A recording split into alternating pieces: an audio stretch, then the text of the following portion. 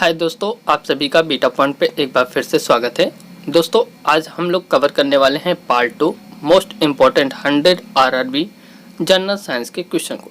दोस्तों ये सारे प्रश्न प्रीवियस ईयर के एग्जाम में पूछे गए हैं और हमने ये स्मृति आधारित प्रश्न नहीं ले आया है। दोस्तों ये प्रश्न आपके आरआरबी पेपर से लिए गए हैं जो पिछले वर्षों में पूछे गए हैं 2018 के पेपर में। तो दोस्तों ध्यान दीजिएगा, सारे क्वेश्चन को एक बार आप अपने ध्यान से पढ़ के जाइएगा, एक बार रिवाइज करके जाइएगा। पहला प्रश्न है, इम्पोर्टेंट है कि निम्न में से कौन एक आवेश रहित कण है।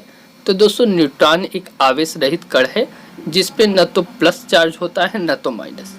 अगला प्रश्न है कि पौधों की आंतरिक संरचना का अध्ययन किया कहलाता है। तो दोस्तों ये कहलाता है शारीरिकी। तो ध्यान दीजिएगा, पौधों की जो आंतरिक संरचना होती है उसके अध्ययन को शारीरिकी कहते हैं। क्वेश्चन नंबर 3 है कि निम्न में से किस रंग का अपवर्तनांक सबसे अधिक होता है। तो दोस्तों वो बैंगनी रंग का होता है, जबकि लाल रंग का जो अपवर्तनांक होता है वो सबसे अधिक होता है। अगला प्रश्न है, 4 नंबर प्रश्न है कि शक्ति का मात्रक होता है। तो दोस्तों शक्ति का मात्रक जूल प्रति सेकंड होता है और कभी कभी आंसर में वाट भी देता है, तो 1 जूल प्रति सेकंड बराबर 1 वाट होता है। अगला प्रश्न है दोस्तों इम्पोर्टेंट है कि लेंस की क्षमता का मात्रक क्या है। तो दोस्तों लेंस की जो क्षमता का मात्रक होता है वो डायप्टर होता है। अगला प्रश्न आता है कि रडार की कार्य प्रणाली निम्न सिद्धांत पर आधारित है। तो दोस्तों जो रडार होता है ना, उसकी जो कार्य प्रणाली है वो रेडियो तरंगों के परावर्तन सिद्धांत पर आधारित होती है। दोस्तों हम आपको बता दें, आप ध्यान दीजिएगा, अगर आपने चैनल को सब्सक्राइब नहीं किया है तो प्लीज़ सब्सक्राइब कर लीजिएगा ताकि आपको नोटिफिकेशन मिल जाए। दोस्तों न्यूटन की गति के नियम के अनुसार निम्न में से कौन सा कथन सत्य है। तो दोस्तों आपको 4 ऑप्शन देगा और उसमें से एक ऑप्शन ये सही है कि जो न्यूटन का प्रथम नियम है दोस्तों, उससे बल की परिभाषा ज्ञात की जा सकती है। अगला प्रश्न है कि किसी पिंड के उस गुणधर्म को क्या कहते हैं जिससे वह सीधी रेखा में विराम या एक समान गति स्थिति में किसी भी परिवर्तन का विरोध करता है। तो दोस्तों उसे कहते हैं जड़त्व। ठीक है। अगला प्रश्न है कि लेसर निम्न सिद्धांत पर कार्य करती है।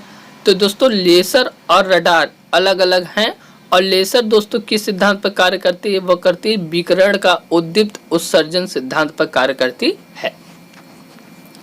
अगला प्रश्न है इम्पोर्टेंट है कि 10 नंबर दलदल में फंसे व्यक्ति को लेट जाने की सलाह दी जाती है, क्योंकि दोस्तों लेट जाने पे क्या होता है, क्षेत्रफल अधिक हो जाता है और क्या होगा, दाब कम हो जाएगा। ये किस पे आधारित है दोस्तों, दाब बराबर F/A यानी बल बटा क्षेत्रफल पर। अगर क्षेत्रफल कम होगा तो दाब बढ़ जाएगा, अगर क्षेत्रफल अधिक होगा दाब कम हो जाएगा, और दाब कम होगा तो दलदल में आदमी नहीं फंसेगा। अगला प्रश्न है कि बर्फ के टुकड़े को आपस में दबाने पर टुकड़े आपस में चिपक जाते हैं, क्योंकि दोस्तों दाब अधिक होने पर क्या होता है कि बर्फ का जो गलनांक होता है ना वो घट जाता है। अगला प्रश्न है 12 नंबर कि मोटर कार में शीतलन तंत्र किस सिद्धांत पर कार्य करता है। तो दोस्तों ये केवल संवहन के सिद्धांत पर कार्य करता है, शीतलन तंत्र। अगला प्रश्न है इम्पोर्टेंट है कि जीवित प्राणियों के शरीर में होने वाली निम्नलिखित में से कौन सी एक प्रक्रिया दोस्तों पाचन प्रक्रिया है। तो दोस्तों प्रोटीनों का एमिनो अम्लों में जो विघटन होता है ना, यही दोस्तों जीवित प्राणियों के शरीर में होने वाली एक प्रक्रिया है जिसे हम पाचन प्रक्रिया कहते हैं। अगला प्रश्न है कि एक टेलीविजन की दूरस्थ नियंत्रण के लिए दोस्तों किस प्रकार की वैद्युत चुंबकीय विकिरण का उपयोग किया जाता है। तो दोस्तों उसे कहते हैं हर्ज या लघु रेडियो तरंगे। अगला प्रश्न है दोस्तों इम्पोर्टेंट है, 15 नंबर है कि मीथेन जिसके वायुमंडल में उपस्थित है वह है। तो दोस्तों मीथेन बृहस्पति के वायुमंडल में उपस्थित है। बृहस्पति क्या है, हमारा एक प्लैनेट यानी ग्रह है। अगला प्रश्न है प्रोटीन के पाचन में सहायक एंजाइम है। तो दोस्तों जो प्रोटीन का पाचन होता है ना, उसकी सहायक एंजाइम ट्रिप्सिन होती है। अगला नंबर है 17 नंबर क्वेश्चन है कि उन देशों में जहां दोस्तों लोगों का मुख्य खाद्यान्न पालिश किया हुआ चावल है, लोग पीड़ित होते हैं। तो दोस्तों वो वेरी रोग से पीड़ित हो जाते हैं, यानी उन्हें विटामिन बी की कमी हो जाती है। अगले प्रश्न की बात करते हैं, मांसपेशियों में निम्नलिखित में से किसके एकत्र होने से थकान महसूस होती है।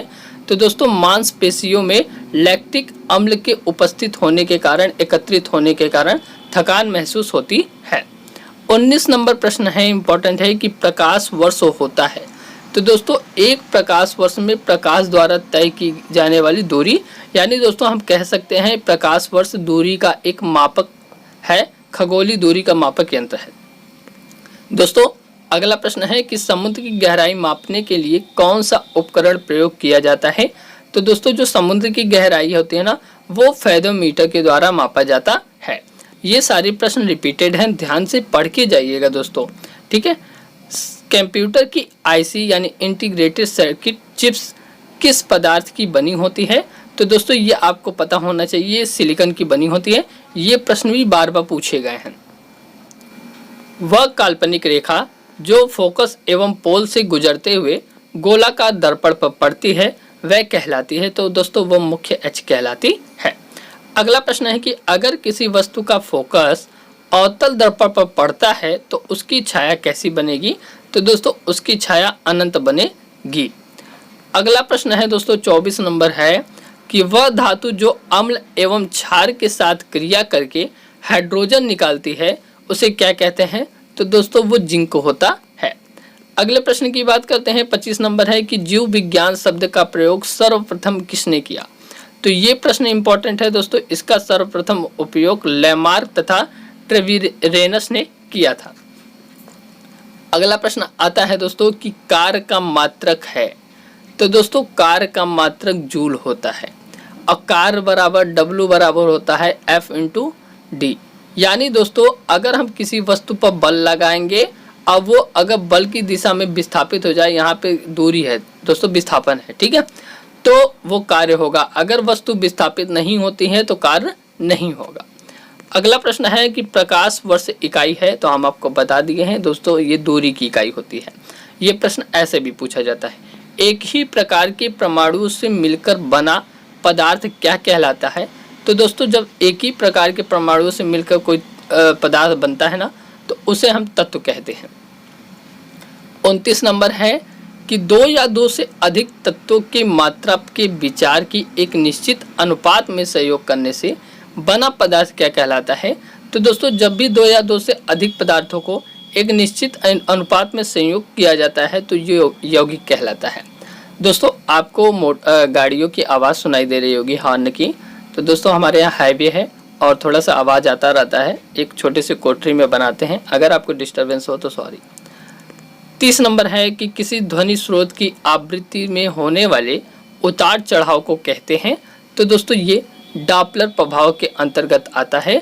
जब किसी ध्वनि स्रोत के आवृत्ति में उतार चढ़ाव आता है, जैसे कि रेलगाड़ी की आवाज़। अगला प्रश्न है कोई कण एक सेकंड में जितने कंपन करता है वह संख्या को कहते हैं। तो दोस्तों वह उसकी आवृत्ति कहलाती है।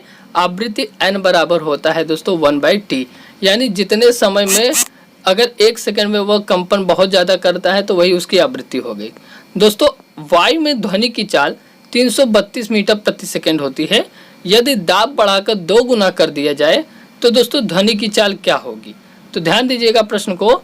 दोस्तों दिया गया है कि अगर वायु में ध्वनि की चाल 332 मीटर प्रति सेकंड है और इसमें दाब बढ़ा दिया जाए और 2 गुना कर दिया जाए तो क्या होगा।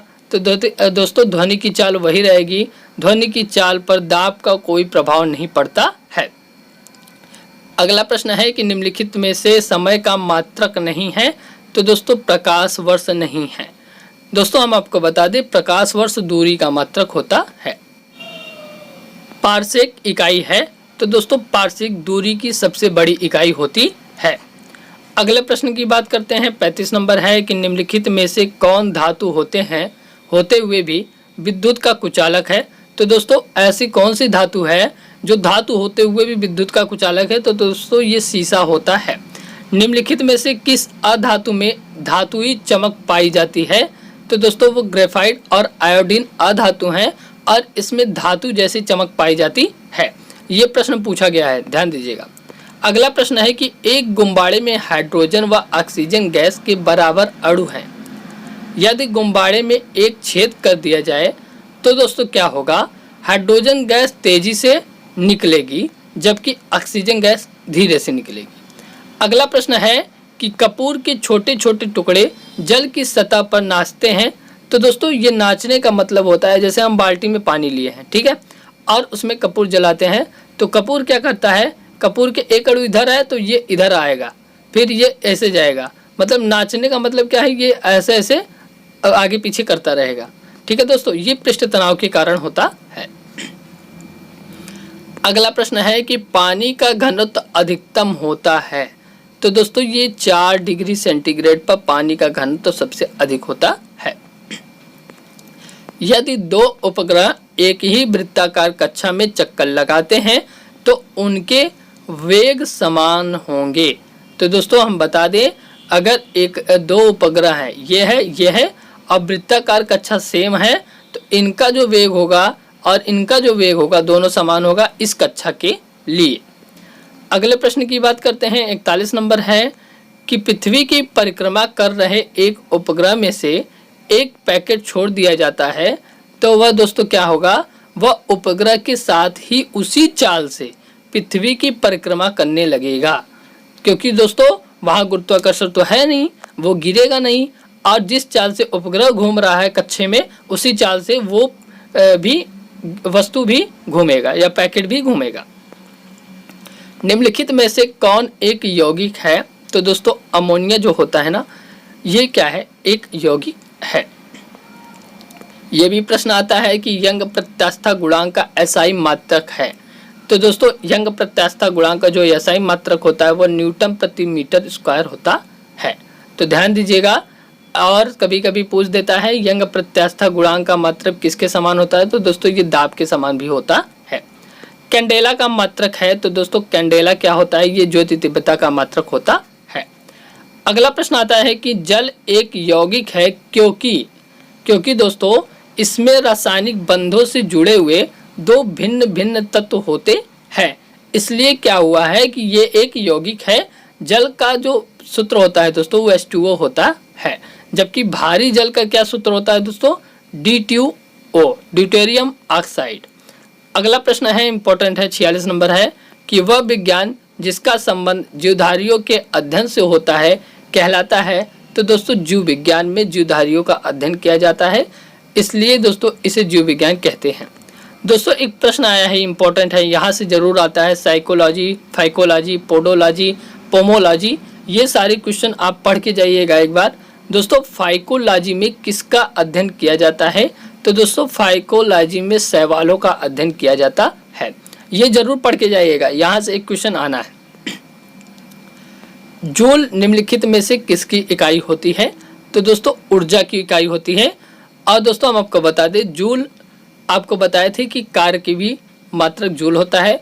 गतिज ऊर्जा, स्थितिज ऊर्जा, जो भी ऊर्जा है उनका मात्रक जूल होगा, लेकिन दोस्तों खाद्य ऊर्जा अलग होती है, उनका मात्रक जूल नहीं होगा। मात्रकों की जो अंतरराष्ट्रीय प्रणाली है वो कब लागू की गई। तो दोस्तों वो 1971 में लागू की गई थी। अगला प्रश्न है, लास्ट है कि चमगादड़ अंधेरे में उड़ते हैं क्योंकि दोस्तों चमगादड़ पराश्रव्य तरंगे उत्पन्न करते हैं, इसलिए वो अंधेरे में भी उड़ पाते हैं। दोस्तों अगर आपको क्लास अच्छी लगी हो तो प्लीज़ लाइक, सब्सक्राइब, शेयर करना ना भूलें। और दोस्तों उम्मीद है आप हमें व्हाट्सएप ग्रुप, टेलीग्राम ग्रुप और फेसबुक ग्रुप पे भी फॉलो कर लेंगे, डिस्क्रिप्शन में लिंक दिया गया है। इसके अलावा बहुत सारी क्लासेस हुई हैं दोस्तों, प्रीवियस ईयर में पूछे गए आरआरबी के सेटों के प्रश्न की, तो आप हमारे डिस्क्रिप्शन में जाके वहाँ से ले सकते हैं। बहुत बहुत धन्यवाद दोस्तों।